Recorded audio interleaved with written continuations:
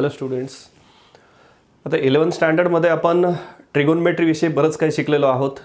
Angle and it's measurement, trigonometry first, trigonometry second, आणि त्याच्यानंतर आता हा 12th थर्ड चॅप्टर चालू होतो. तर त्या बेसिक कन्सेप्ट ज्या 11th स्टँडर्डमध्ये तुम्ही शिकलेल्या आहात त्या सगळ्या कन्सेप्ट क्लिअर असतील. मग त्याच्यामध्ये radian to degree, degree to radian हे कन्व्हर्जन्स तुम्हाला माहीत आहेत.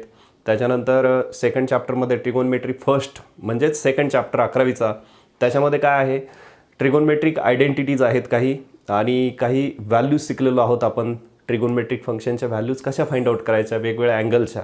त्याच्यानंतर त्याच्यामध्ये ग्राफ्स पण शिकलेलो आहोत आपण, साईन टू कोसेकपर्यंत 6 फंक्शनचे ग्राफ्स बघितलेले आहेत. त्याच्यानंतर पुढचा जो थर्ड आहे चॅप्टर तो म्हणजे ट्रिगोनमेट्री सेकंड, त्याच्यामध्ये खूप सारे फॉर्म्युले शिकलेलो आहोत. मग त्याच्यामध्ये कंपाऊंड अँगल म्हणजे ॲडिशन सबट्रॅक्शन फॉर्म्युले, त्याच्यानंतर फॅक्टरायझेशन डिफॅक्टरायझेशन फॉर्म्युले, डबल अँगल फॉर्म्युले, ट्रिपल अँगल फॉर्म्युले, हाफ अँगल फॉर्म्युले, ते सगळं माहीत पाहिजे. मग त्याच्यानंतरचा हा पुढचा पार्ट आहे. तो जर रिवाईज केलेला नसेल, ते फॉर्म्युले रिवाईज केलेले नसतील तर ते अगोदर रिवाईज करा आणि मग ह्या चॅप्टरकडे या. ठीक आहे. तर आता इथे हा चॅप्टर पहिल्या पार्टमधलं, ह्या चॅप्टरचा पहिला पार्ट मी सांगतो. इथे काय आहे, पहिला एक्सरसाइज म्हणजे मिसलेनियस ए जो आहे तो याच्यावरच आहे. काय, ट्रिगोनमेट्रिक इक्वेशन्स, त्यांचे सोल्युशन्स, त्यांचे प्रिन्सिपल आणि जनरल सोल्युशन, असे 2 पार्ट आहेत. तर ट्रिगोनमेट्रिक इक्वेशन म्हणजे काय, की ज्या इक्वेशनमध्ये ट्रिगोनमेट्रिक फंक्शन ऑलरेडी इन्क्लूड केलेलं असतं त्याला ट्रिगोनमेट्रिक इक्वेशन म्हणायचं. त्याच्यानंतर त्याचं सोल्युशन फाइंड आउट करायचं, म्हणजे त्याच्यामध्ये थीटा किंवा एक्स जे काही व्हेरिएबल येईल त्याची व्हॅल्यू फाइंड आउट करायची. त्याचे 2 टाईप असतात, प्रिन्सिपल सोल्युशन आणि जनरल सोल्युशन, ते बघायचं. तर पहिल्यांदा आपण बघूया हे प्रिन्सिपल सोल्युशन काय असतं.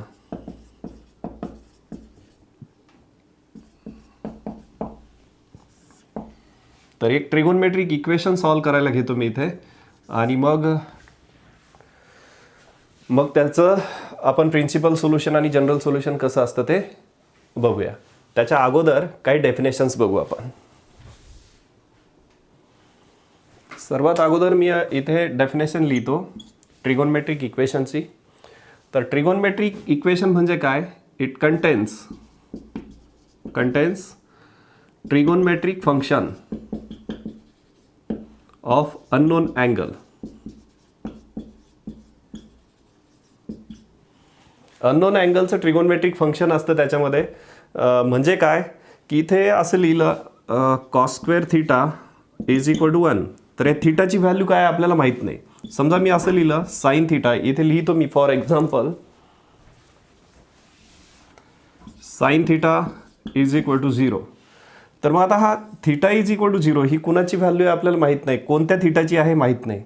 मग हा अननोन अँगल आहे ना, इथे unknown angle, theta is unknown angle, आणि ही ट्रिगोनमेट्रिक फंक्शन आहे. म्हणजे काय, equation, this equation contains trigonometric function of unknown angle. हा अननोन अँगल थीटा आणि हे ट्रिगोनमेट्रिक फंक्शन साइन थीटा. तर याला म्हणायचे ट्रिगोनमेट्रिक इक्वेशन. समजलं. अजून एक एक्झाम्पल लिहितो मी. समजा cos theta is equal to half. तर आता कॉस थीटा हे ट्रिगोनमेट्रिक फंक्शन आहे आणि थीटा हा काय आहे, अननोन अँगल आहे. तुम्ही इथं एक्स पण लिहू शकता. तर हे झालं त्याचं एक्झाम्पल. आता प्रिन्सिपल सोल्युशन काय असतं नेमकं, तर प्रिन्सिपल सोल्युशन समजा एक्स हे व्हेरिएबल आहे इथे, 0 is less than equal to X is less than 2π. हा आहे सेमी क्लोज्ड इंटरवल, 0 पासून 2π पर्यंत. 0 इन्क्लूड आहे पण 2π इन्क्लूड नाही. तर याच्यामध्ये जी व्हॅल्यू असते त्या अननोन अँगलची त्याला आपण म्हणतो प्रिन्सिपल सोल्युशन. तर आता हे प्रिन्सिपल सोल्युशन कसं काढायचं मी सांगतो तुम्हाला. इकडे बघा, आता मी एक एक्झाम्पल घेतो इथे. समजा sine X is equal to 0 घेतलं मी, sine X is equal to 0. हे ट्रिगोनमेट्रिक इक्वेशन आहे. याच्यामध्ये ट्रिगोनमेट्रिक फंक्शन आहे साइन एक्स आणि अननोन अँगल कोणता आहे, एक्स. हा आहे अननोन अँगल. मग आता हे ट्रिगोनमेट्रिक इक्वेशन सॉल्व करायचं, याचं सोल्युशन काढायचं. याचे 2 सोल्युशन्स येतात, एक प्रिन्सिपल सोल्युशन आणि एक जनरल सोल्युशन. तर प्रिन्सिपल सोल्युशन नेमकं कशाला म्हणायचं नीट बघा. आता इथे समजा एक्स ॲक्सिस वाय ॲक्सिस काढला आणि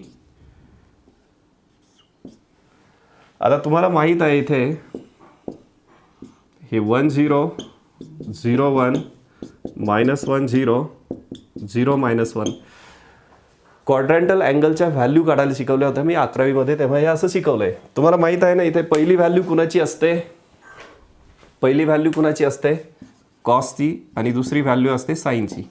cos sine, cos sine, cos आणि साईन. बरोबर आहे. तर आता इथे साईन 0ची व्हॅल्यू, आता मला जे काही इथे एक्सप्लेन करायचं आहे ते काय करायचं इथे, हे बघा, मला काढायची साईन एक्स 0 व्हॅल्यू कुणाची आहे. तर 0 व्हॅल्यू इथे एक आहे आणि इथे एक आहे दुसरी व्हॅल्यू. ह्या साईनची व्हॅल्यू 0 इथे आहे, ह्या साईनची व्हॅल्यू 0 इथे एक आहे, बाकी साईनची व्हॅल्यू 0 नाही आहे. मग आता एवढ्या इंटरवलमध्ये कुठला इंटरवल, हा जो संपूर्ण 0 पासून तर 2π पर्यंत 0 अँगल इन्क्लूड करायचा, आणि ह्या राऊंडमध्ये एका रोटेशनमध्ये 360 सोडून, 360च्या अलीकडचा इमिजिएटली अलीकडचा जो अँगल असेल तो असेल, पण 360 नाही. आता हे इंटरवल तुम्हाला आठवत असेल 11वीतलं. तर या इंटरवलमध्ये इमिजिएटली तुम्हाला कोणता अँगल तिथे मिळतोय, तेवढे जे काही अँगल असतील ह्या इंटरवलमधले जे काही अँगल असतील ते येतात प्रिन्सिपल सोल्युशनमध्ये. बाकी परत रिपिटेशन होतं, त्याला जनरल सोल्युशन म्हणतं. तर आता इथं कुणाकुणाची व्हॅल्यू येते, इथे 0 डिग्रीची व्हॅल्यू, हे माहीत आहे ना, 0 डिग्री, 90 डिग्री, 180 डिग्री, 270 डिग्री, ह्या डायरेक्शनने जायचं आहे आपल्याला, ह्या डायरेक्शनने, असं उलटं नाही. मग पुन्हा -180ची पण आहे आणि कशाची आहे, -360ची पण आहे, पण ती नाही घ्यायची आपल्याला, इंटरवल हाच घ्यायचा आहे. मग आता इथे ही व्हॅल्यू कुणाकुणाची आहे तुम्हाला सरळ दिसतंय. तर साईन 0 डिग्रीची व्हॅल्यूसुद्धा 0 आहे, साईन 180 डिग्रीची व्हॅल्यूसुद्धा, साईन 180 डिग्रीची व्हॅल्यूसुद्धा काय आहे, 0 आहे. साईन 360ची व्हॅल्यूसुद्धा काय आहे, 0 आहे. साईन पुन्हा 360 नंतर इकडे हे बघा 360 आणि पुन्हा इकडे त्यात 90 मिळवले तर ते होतात 180 मिळवले त्याच्यामध्ये, तर किती होतात 540ची व्हॅल्यूसुद्धा 0 आहे. And so on. इकडून पाहिलं तर हे साईन -180ची सुद्धा आहे, साईन -360ची व्हॅल्यूसुद्धा आहे, साईन -540ची सुद्धा आहे. बरोबर आहे. मग आता ह्या सगळ्या व्हॅल्यूज कशाच्या येतात, हे अँगल्स जे आहेत हे वारंवार रिपीट होतात. तर याच्यामध्ये प्रिन्सिपल सोल्युशन कशाचं घ्यायचं बघा, प्रिन्सिपल सोल्युशन कोणतं घ्यायचं, तर एवढ्या एका राऊंडमध्ये 0 पासून 2π पर्यंत जेवढे काही अँगल येतात ते प्रिन्सिपल सोल्युशनमध्ये येतात. मग कोणते येतात ते अँगल्स प्रिन्सिपल सोल्युशनमध्ये, तर हे दोनच अँगल येतात. बरोबर आहे. म्हणजे 0 डिग्री आणि 180 डिग्री म्हणजे 0 आणि पाय, 180 डिग्री म्हणजे पाय आणि 0 डिग्री म्हणजे 0. बरोबर आहे. तर हे दोन अँगल येतात. मग याचं प्रिन्सिपल सोल्युशन काय झालं, प्रिन्सिपल सोल्युशन, तर याचं प्रिन्सिपल सोल्युशन आहे 0 आणि पाय, हे दोन आहेत प्रिन्सिपल सोल्युशन त्याचे. मी इथे कर्ली ब्रॅकेटमध्ये लिहितो म्हणजे तो सेट झाला. आता 360 डिग्री म्हणजे 2π आहे, तुम्हाला माहीत आहे. हे म्हणजे किती आहे, 3π आहे. बरोबर आहे. मग हे -π आहे, हे -2π आहे, हे -3π आहे. बरोबर आहे. म्हणजे 0 π 2π 3π अँड सो ऑन, -π -2π -3π असे राऊंड तुम्ही गोल गोल गोल गोल करत गेला, अँगल फिरवत गेलात इकडून किंवा इकडून, तर ते सगळे काय येतात, जनरल सोल्युशन येतात. म्हणजे ते वारंवार रिपीट होतात. तर एका राऊंडमध्ये लक्षात ठेवा, एका राऊंडमध्ये एवढ्या एका रोटेशनमध्ये, त्यातही हा शेवटचा 360 इन्क्लूड करायचा नाही, त्याच्यामध्ये जेवढे काही सोल्युशन्स येतील ते प्रिन्सिपल सोल्युशन, बाकीचे जनरल सोल्युशन. मग आता हे प्रिन्सिपल सोल्युशन लिहिलं, याचं जनरल सोल्युशन काय येईल, जनरल सोल्युशन. तर हे सगळे इकडे डॉट डॉट डॉट जातात, इकडे डॉट डॉट डॉट जातात. म्हणजे 0 इथं 1 × 0, 1 × π, 2 × π, 3 × π, तर ही -1 × π, -2 × π, -3 × π. तर हे सगळे इंटिग्रल मल्टिपल्स ऑफ पाय आहेत ना, म्हणजेच nπ येईल. n बिलॉंग्स टू झेड किंवा आय, झेड म्हणजे इंटिजरचा सेट. 0 1 2 3 -1 -2 -3 एक्सेट्रा. मग इथे -1 -2 1 2 3 0 सगळे टाकले. n म्हणजे काय घेतलं इथे, इंटिजर घेतलाय. तर हे झालं त्याचं जनरल सोल्युशन. म्हणजे ह्या इक्वेशनचं जनरल सोल्युशन काय आहे, nπ. ह्या सगळ्या व्हॅल्यू आहेत ना त्याच्या. बरोबर आहे. पण त्या एका रोटेशनमध्ये जेवढ्या येतात तेवढ्या प्रिन्सिपल सोल्युशनमध्ये. तुम्हाला फरक समजला का जनरल सोल्युशन आणि प्रिन्सिपल सोल्युशन? तर पहिल्यांदा आपण बघणार आहोत प्रिन्सिपल सोल्युशन्स आणि नंतर काढायचे जनरल सोल्युशन. तर पहिले आपण क्वेश्चन सॉल्व्ह करूया प्रिन्सिपल सोल्युशनवरचे. ठीक आहे. आता तुम्ही काय करायचं, इथे व्हिडिओ पॉज करायचा आहे. राईट नाव पॉज करा व्हिडिओ. पॉज केल्यानंतर काय करायचं, हे सगळं लिहायचं. ट्रिगोनमेट्रिक इक्वेशन्स, मग त्याची definition. It contains trigonometric function of unknown angle, for example sine theta is equal to 0, cos X is equal to half वगैरे. त्याच्यानंतर ती लिहिल्यावर खाली सोल्युशन्स ऑफ ट्रिगोनमेट्रिक इक्वेशन नाव टाकायचं. सोल्युशन्स ऑफ ट्रिगोनमेट्रिक इक्वेशन्स, मग त्याचा पहिला टाईपला प्रिन्सिपल सोल्युशन. आणि मग प्रिन्सिपल सोल्युशनमध्ये काय लिहायचं, here angle X belongs to closed interval between 0 and 2π असं लिहायचं. हे नोट डाऊन करा आणि त्याच्यानंतर मग आपण एक्झरसाइज सॉल्व्ह करतोय तिकडे कंटिन्यू करा. इथे स्टॉप करा व्हिडिओ.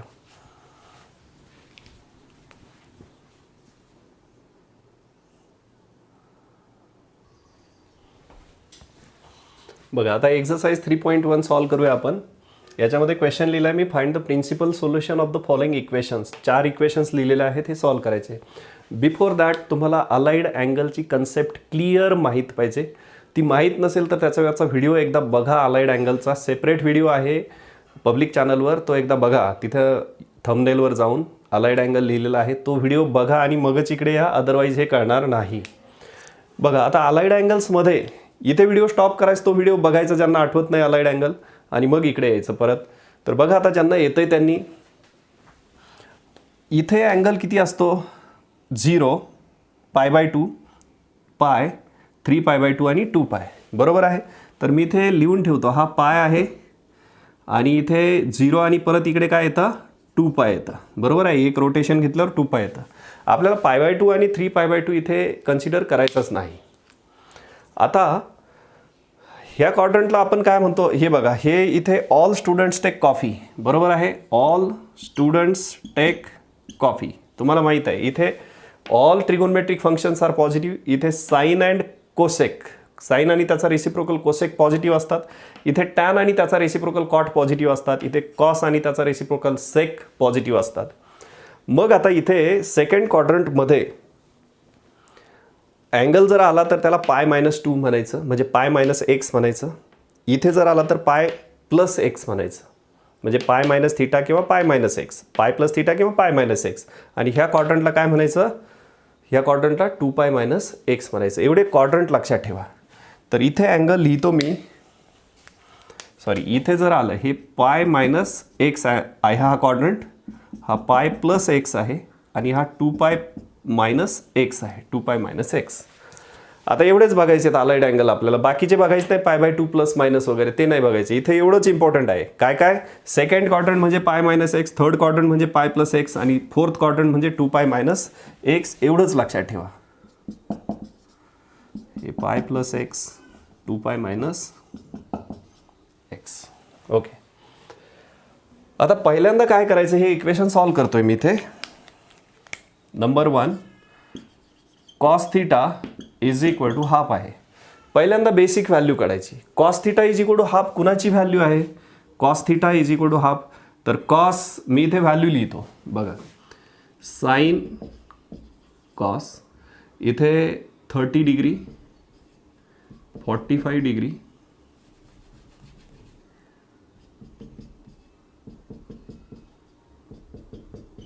60 डिग्री. हे 1/2, 1/√2, √3/2, हे √3/2, 1/√2 आणि 1/2. फर्स्ट क्वाड्रंटमधल्या ह्या बेसिक व्हॅल्यू लिहिल्या. तर कॉस कुणाची व्हॅल्यू हाफ आहे, π/3ची. मग इथे लिहायचं π/3, sorry, cos theta is equal to, ही कोणत्या कॉसची व्हॅल्यू आहे, कॉस थीटा कोणत्या कॉसची व्हॅल्यू आहे ही, तर कॉस π/3ची आहे. आता दोन्हीकडचे कॉस कॉस कॅन्सल होतात, therefore theta is equal to π/3 येतं. π/3 म्हणजे 60 डिग्री. तुम्ही चेक करायचं 60 डिग्री ह्या इंटरवलमध्ये व्हॅल्यू येते का, 0 to 360 मध्ये येते ना ती व्हॅल्यू, म्हणजे हे एक प्रिन्सिपल सोल्युशन झालं. आता दुसरं प्रिन्सिपल सोल्युशन काढायचं. आता ही व्हॅल्यू पॉझिटिव्ह आहे ना, मग आता कॉस पॉझिटिव्ह कुठं कुठं येतो? पहिल्या क्वाड्रंटमध्ये तर आलेला आहे. अजून एका क्वाड्रंटमध्ये कॉस पॉझिटिव्ह येणार आहे. इथं पॉझिटिव्ह साईन आहे ना, मग अजून कुठं कॉस पॉझिटिव्ह येणार आहे? तर कॉस डायरेक्ट इथं पॉझिटिव्ह येणार आहे. ह्या दोन क्वाड्रंटमध्ये तर निगेटिव्ह आहे. मग आपल्याला एका रोटेशनमध्ये काढायचं. इथं पॉझिटिव्ह आहे, इथे निगेटिव्ह आहे, इथे निगेटिव्ह आहे, असं रोटेशन घेतल्यावर मग कॉस इथे पॉझिटिव्ह आहे. मग ही एक व्हॅल्यू काढायची. मग ह्या क्वाड्रंटमध्ये आपण ह्या क्वाड्रंटला 2π - x किंवा 2π - θ म्हणतो. मग इथे काय लिहायचं अजून? नाव कॉस ही π/, हे कॉस θ इज इक्वल टू हे कॉस π/3 आलंय ना, तर याला काय लिहायचं? Cos θ is equal to cos, फक्त हा अँगल आहे ना, तर इथे आता एक्स व्हेरिएबल नाही आहे, तिथे एक्स आहे, इथे θ आहे. मग इथे काय लिहायचं? हे थीटाची व्हॅल्यू काय आहे? π/3. तर याला डायरेक्ट लिहायचं 2π - π/3, कारण कॉस 2π - θ, कॉस 2π - θ काय येतं? कॉस θ येतं. डायरेक्ट लिहायचं. नाव अलाइड अँगलची कन्सेप्ट ज्यांना कळाली त्यांना पूर्ण लक्षात येत असेल. हे cos θ is equal to cos of, आता हे किती होईल? 5π/3. आता दोन्हीकडचा cos cos cancel, θ is equal to 5π/3. आता 5π/3 हे ऑफकोर्स ह्या इंटरवलमध्ये येतं, बरोबर आहे. चेक करून पाहिजे 5π/3 म्हणजे किती? 180/π, π कॅन्सल, तर ते किती येतं? 300 डिग्री येतं. तर तो अँगल किती आहे? 300 डिग्री तो याच्यामध्ये येतो. मग आता इथे तुम्ही काय लिहिणार पुढे? Therefore the principal solution is, therefore principal solution of कुणाचं? Cos θ is equal to half is काय काय आलं? एक π/3 कॉमा 5π/3. हे प्रिन्सिपल सोल्युशन आले 2. आता इथे व्हिडिओ पॉज करा, हे लिहून घ्या. 3-4 एक्झाम्पल, हे 4 एक्झाम्पल सॉल्व केली की पुढचे तुम्हाला ऑटोमॅटिक कळत जातील. हे लिहून घ्या फक्त, त्याच्यानंतर मग पुढचा question.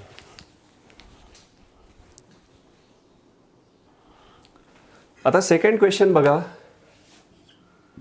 Sec θ is equal to 2/√3. आता सेक कुणाचा रेसिप्रोकल आहे? कॉसचा आहे. मग कॉसचा इथे रेसिप्रोकल केला 2/√3, म्हणजे ती π/6 ची व्हॅल्यू आहे. मग इथे लिहायचं सेक θ इज इक्वल टू कुणाची व्हॅल्यू आहे? ती सेक π/6 ची आहे, सेक π/6. मग आता देअरफॉर θ इज इक्वल टू π/6. पहिलं सोल्युशन मिळालं. π/6 म्हणजे 30 डिग्री, तुम्हाला माहीत आहे. मग ह्याच्यामध्ये येते ना, हे इंटरवलमध्ये, म्हणजे प्रिन्सिपल सोल्युशन आहे ते. आता परत काय लिहायचं? नाव हे आहे ना सोल्युशन असंच, सेक θ इज इक्वल टू सेक π/6. आता परत बघायचं, सेकच्या पुढची व्हॅल्यू पॉझिटिव्ह आहे आणि ही एक पॉझिटिव्ह व्हॅल्यू आपण घेतलेली आहे, म्हणजे फर्स्ट क्वाड्रंटमधली व्हॅल्यू आपण फाइंड आउट केली. आता परत पॉझिटिव्ह व्हॅल्यू कुठे येते सेकची? एका रोटेशनमध्ये असं रोटेशन घेतलं तर इथे निगेटिव्ह येईल, इथे निगेटिव्ह येईल, म्हणजे ते सोल्युशनमध्ये नाही आहे. मग ते परत इथे सेक पॉझिटिव्ह कुठं असतो? फोर्थ क्वाड्रंटमध्ये. मग फोर्थ क्वाड्रंटमध्ये ती व्हॅल्यू येईल. मग फोर्थ क्वाड्रंटला आपण काय म्हणतो? 2π - x म्हणतो. म्हणजे इथे डायरेक्ट काय लिहायचं? सेक θ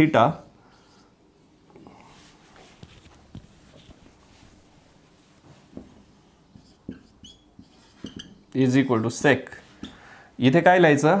2π, हे 2π मायनस हा अँगल आलाय ना, ही व्हॅल्यू ती लिहायची इथे. आता हे सेक सेक दोन्हीकडचे कॅन्सल, हे क्रॉस मल्टिप्लिकेशन केलं तर किती येईल? ते 11π/6. तर ती बरोबर 11π/6 ह्या इंटरवलमध्ये येईल. तुम्ही चेक करून बघा ना. आता इथे काय म्हणायचं? देअरफॉर प्रिन्सिपल सोल्युशन्स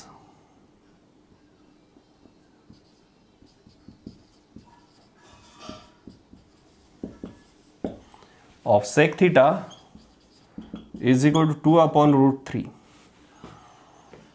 is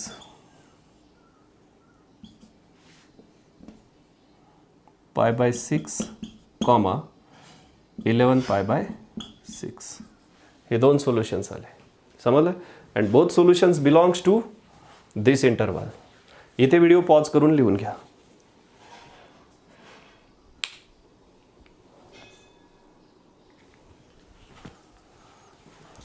आता परत थर्ड क्वेश्चन बघा.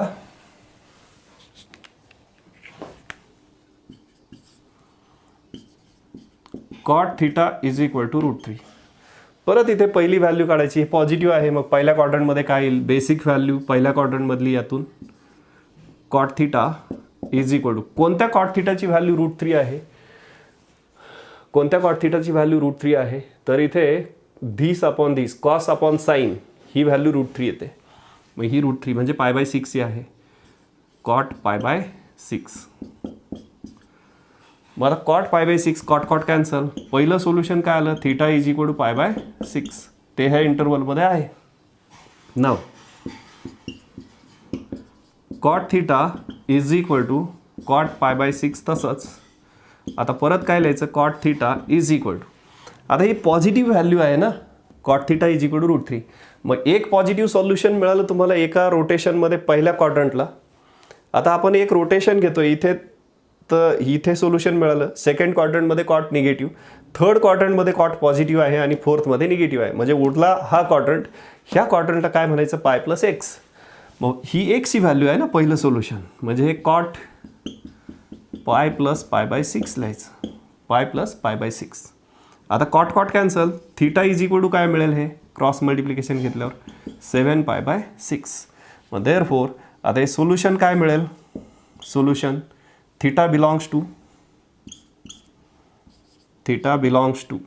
थिटाच्या दोन व्हॅल्यू येतील. काय येतील, एक π/6 कॉमा दुसरी 7π/6. हे कर्ली ब्रॅकेटमध्येच लिहायचं, म्हणजे त्याचं मिनिंग बदलत नाही. तुम्ही पॅरेंथेसिसमध्ये लिहिलं किंवा स्क्वेअर ब्रॅकेटमध्ये लिहिलं तर त्याचं मिनिंग बदलतं, तो इंटरव्हल तयार होतो. आलं का लक्षात. म्हणून हे आता याचं मिनिंग काय होतं, हा सेट आहे, ह्या दोन व्हॅल्यूचा सेट आहे, त्याच्यापैकीच थिटाची व्हॅल्यू आहे. समजलं, हे झालं प्रिन्सिपल सोल्युशन. आता इथे पॉज करा, परत लिहून घ्या.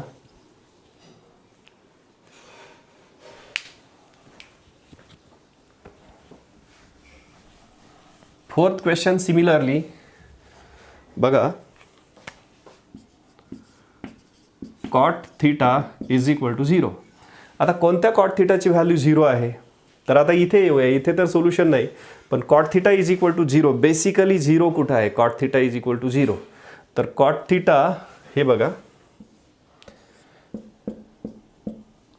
हे 1 0 0 1 -1 0 0 -1. पहिली व्हॅल्यू कॉसची, दुसरी व्हॅल्यू साईनची. बरोबर आहे, पहिली व्हॅल्यू कॉसची, दुसरी व्हॅल्यू साईनची. मग आता इथे cot theta is equal to 0. Cot म्हणजे हे कॉस अपॉन साईन, इथं तर नॉट डिफाईंड येते. आता इथे काय येते, कॉस अपॉन साईन. म्हणजे पहिली व्हॅल्यू इथे ही कॉस अपॉन साईन, पहिली व्हॅल्यू कॉसची आहे, दुसरी साईनची आहे.